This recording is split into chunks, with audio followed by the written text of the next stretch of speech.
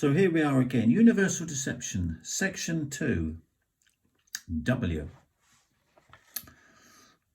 So let's review. What are we, the human race, faced with in these difficult times?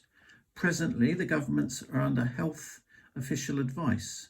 So here in the UK, there is a saying, hands, face and space. 3 simple instructions. Wash your hands, wear a face mask and 2 meters space or 6 feet. Cooperation with these simple instructions will keep us safe. These instructions are not difficult to apply, so why do some ignore this advice?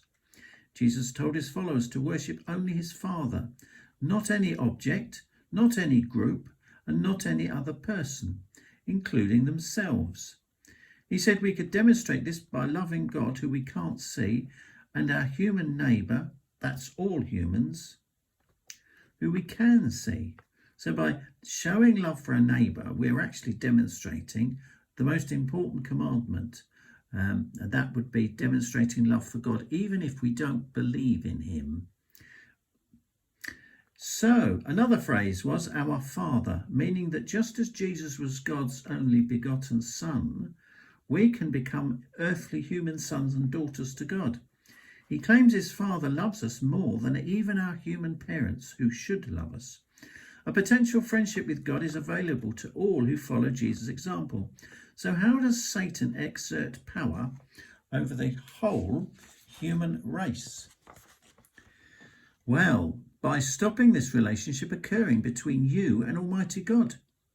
You can do anything you like as long as it does not involve God. Then Satan exerts control by default. So that means Satan wins. He's been so successful that he feels he cannot lose. Most of humanity remains ignorant of God. They are occupied with their own lives and families. But some want to change, but do not look up to God for help. They look to human institutions. They may demonstrate. They may feel hopeless for a future that humanity can make it past 2030. The climate activists think that the planet is doomed because they're trying to resolve matters through demonstrations. But they should be looking up to God. The scientists concur with this projection that the human race cannot, in its present guise, survive as a whole. The powerful and the rich may survive, but even they will eventually die. Human scientific projections do not consider the additional effects caused by the unseen ruler over humanity, along with the millions of angelic rebels manipulating governments. You could call them aliens if you want to. Manipulating governments, religions and financial markets.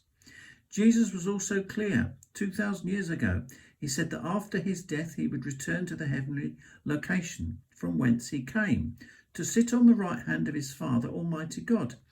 This position is the highest in the universe, a position as a universal Saviour and the King of God's international universal rulership. His return, when he comes back to earth, will be in the sky as he takes over rulership of the earth. Many humans will not want this. Governments will have already stripped religion of her wealth due to the critical state of the world economy. Religion worldwide will have lost some of its influence over politicians, but they still will have armed forces, nuclear weapons. Christians at this point will be hiding, fearing for their lives. Human society's survival will be in the balance. Money will be worthless and food supplies unreliable. Something we're getting used to now. The human race will seem to be doomed, but Jehovah or Yahweh's champion will return symbolically on a white horse to save the meek or sheep, those hiding Christians who will be protected while he commands his heavenly armies of holy angels to chain up the evil ones, including their leader, imprisoning him. The human foes will die in this war called in the Bible Armageddon. The pollution of the planet will be stopped. The weapons will be vaporized. With human governments gone, Christ will start ruling over the earth. It's a divine government that Jesus commanded his followers to pray for, to come on earth. It is called Thy Kingdom Come.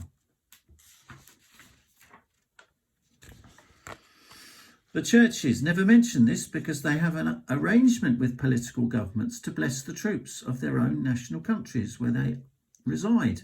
They are happily taught the Our Father prayer, forgetting to mention its true meaning to their parishioners.